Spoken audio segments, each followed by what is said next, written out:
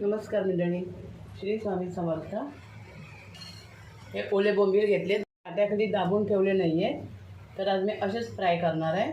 आणि हा हिरवा मसाला घेतला आहे, कोथिंबीर, पुदिना, आलं, लसूण आणि हिरवी मिरची, आणि त्याच्यामध्येच तिखट मसाला थोडासा टाकला होता आणि आता हळद टाकली आहे आणि थोडासा अजून लाल मसाला लागेल मला.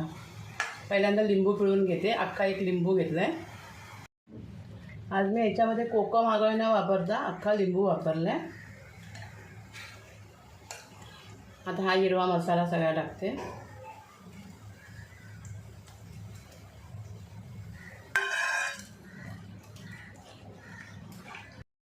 आता लाल मसाला,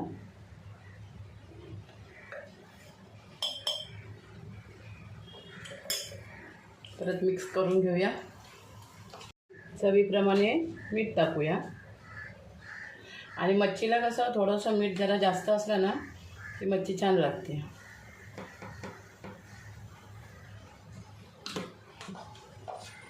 हे मीठ टाकून मिक्स करून मी 15 मिनटं ठेवून देणार. तसंच या पिठामध्ये तांदळाचं पीठ, लाल मसाला, हळद, मीठ एवढंच घेतलेलं आहे, बाकी काही नाही आहे. आणि आता हे मी बोंबलाला लावणार आणि फ्राय करणार. गॅस कमी केलं आहे, आणि कमी गॅसवरच फ्राय करणार. तर हे पाट्याखाली दाबून नाही ठेवलेत ना, त्यामुळे हे थोडे उडतात. पाट्याखाली दाबून ठेवलेले असतात तर ते कसे त्यातलं पाणी सगळं निघून जातं ना, मग ते उडत नाहीत. आणि जेवढे राहतील तेवढेच, एकदम जवळजवळ नाही ठेवायचे. आपण पलटून घेऊया.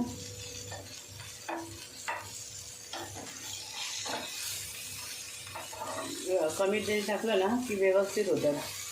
आता ह्या बाजूने पण व्यवस्थित शिजून द्या. थोडंसं तेल टाकते, कारण बाजू पलटी गेली ना, आणि आपण तेल पहिलं पण कमी टाकलं होतं, म्हणून किंचित तेल टाकायचं, जास्त नाही.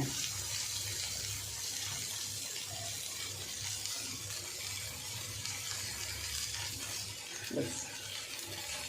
आता मी सगळे असेच तळून घेते. हे बघा मंडळी, सगळे बोंबील फ्राय करून झाले आणि एकदम मस्त झालेत. पाटाखाली न दाबतासुद्धा असे कुरकुरीत झालेत. व्हिडिओ तुम्हाला आवडला तर एक लाईक करा, शेअर करा आणि सबस्क्राईब करा. थँक्यू.